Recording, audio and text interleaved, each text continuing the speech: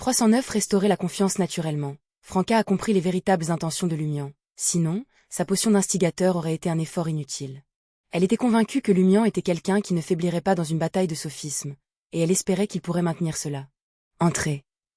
Franca fit signe à Lumian d'entrer dans le salon.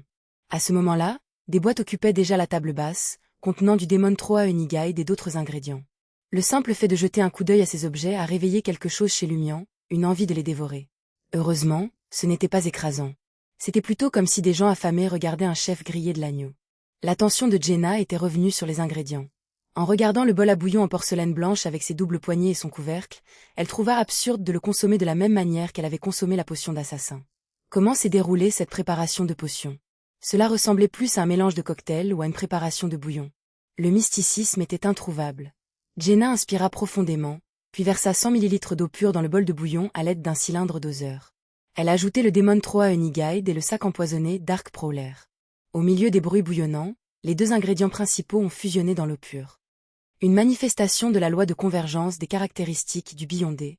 Lumian observa attentivement, retenant ses mots. Franca a soigneusement dégainé un poignard rituel et a évoqué un mur de spiritualité autour du salon. Le cœur en forme de ruche et le sac à poison vert foncé ont commencé à se dissoudre simultanément, colorant l'eau pure dans le bol en porcelaine blanche d'une teinte noire brillante. Jenna a ensuite ajouté le syrinx du Demon Troa Uniguide, 5 gouttes de jus de Jimson Wheat bleu et 10 grammes de poudre de fougère. Finalement, elle y ajouta une noix non pelée. En regardant la noix disparaître comme si elle avait été avalée par de l'acier en fusion cramoisie, Jenna ne put s'empêcher de ressentir un frisson de peur. Cette chose peut-elle vraiment être bue? Pas mal.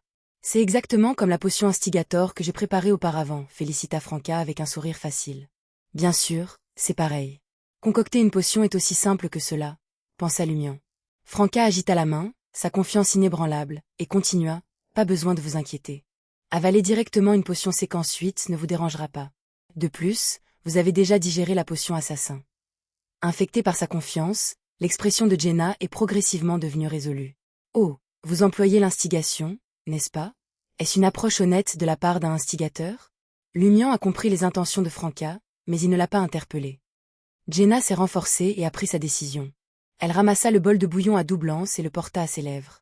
Regardant la potion d'obsidienne pétillante de petites bulles, comme si elle abritait des désirs cachés et de mauvaises intentions, elle pencha la tête en arrière et versa le contenu du bol en porcelaine dans sa bouche.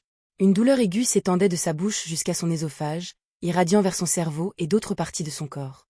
La douleur l'a réveillée en sursaut, les souvenirs de l'explosion à l'usine chimique de Goodville lui traversant l'esprit. Elle a acquis de nouvelles perspectives, une meilleure compréhension des véritables intentions et pensées des personnes impliquées. Elle sentait des pensées malveillantes qui s'étaient concrétisées ou qui attendaient d'être mises en œuvre.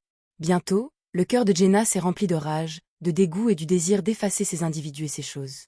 Elle ressentait le besoin de cesser de se retenir et de libérer ses émotions.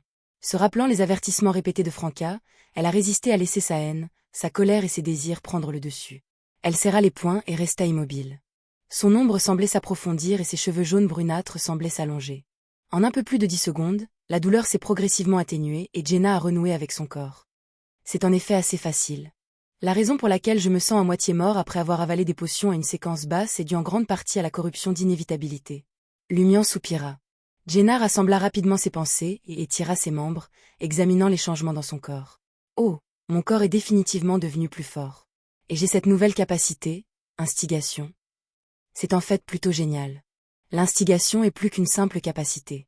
Elle me permet de ressentir ce que les autres ressentent, émotions, désirs, même méchanceté. Cela aiguise ma réflexion et mes capacités d'analyse. Ah, je vais devoir utiliser cela à mon avantage. Je ne peux pas laisser Ciel se moquer toujours de mon intelligence et de mes performances. Même si je ne parle pas, utiliser activement l'instigation me fera paraître plus fiable et plus accessible. Cela aidera les gens autour de moi à mieux penser à moi. Grâce à la capacité d'instigation et à un discours intelligent, je peux implanter certaines pensées ou certains désirs dans l'esprit de quelqu'un, lui faisant choisir d'agir comme je le souhaite. Après un ajustement rapide, Jenna a confirmé que ses compétences de combat ne s'étaient pas améliorées de manière significative, mais qu'elles pourraient être beaucoup plus précieuses dans d'autres situations. Comment ça s'est passé? Je t'avais dit qu'il n'y aurait pas de problème, a déclaré Franca avec un sourire, sa satisfaction n'étant pas cachée du tout. Les yeux bleus de Jenna avaient encore des traces de fil noir. Elle a laissé échapper un souffle soulagé et a répondu. J'étais un peu inquiète plus tôt. C'est exactement comme ça dans les séquences basses. Vous devrez être prudent lorsque vous passerez à la séquence 7, rappela Franca à Jenna, s'assurant qu'elle n'avait pas sous-estimé les risques d'une potion. Jenna hocha la tête et dit à Franca, Je te dois 30 000 verles d'or, cette fois comprise. Je vous rembourserai en plusieurs fois. Elle a inclus la potion assassin de plus tôt. Franca en avait discuté avec Jenna la nuit précédente. Elle avait eu l'intention de le traiter comme un cadeau. Après tout, elle pourrait continuer à vendre la formule de la potion et des informations sur la carrière de Deep Valley. Cependant, voyant la détermination de Jenna, elle a décidé de l'accepter après réflexion. Avec un sourire, elle a répondu à ce moment-là, « Pas besoin de se précipiter. Prenez votre temps pour rembourser. Vous pourriez même l'étendre à un prêt sur 20 ou 30 ans. » Lumian ne put s'empêcher de claquer la langue et se tourna vers Jenna. « L'indemnisation de l'usine chimique de Goodville a-t-elle été versée? Imre et Valentine m'ont dit que la procédure judiciaire était terminée.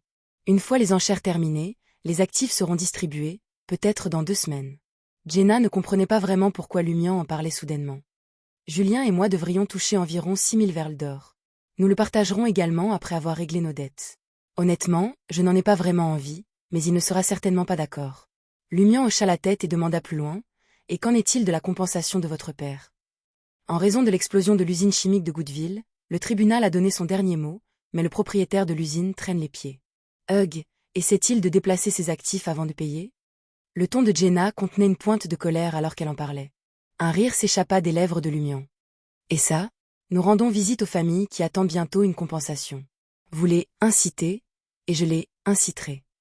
Nous alternons, les rassemblons chez le propriétaire de l'usine et réclamons ce qui leur est dû. Cela les aide et nous donne une chance de digérer la potion. Le propriétaire de l'usine a un groupe de gardes armés et il a des liens avec la police.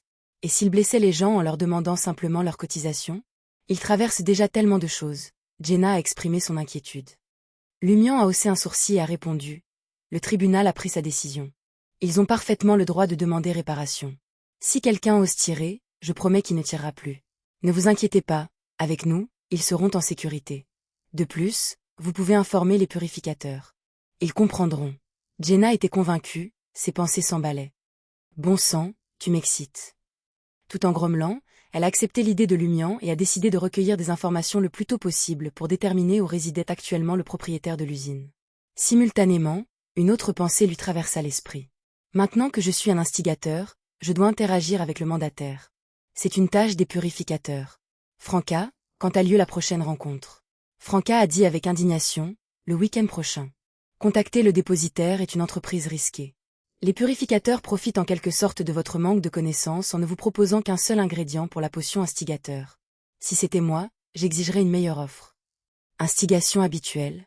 Lumian rit intérieurement.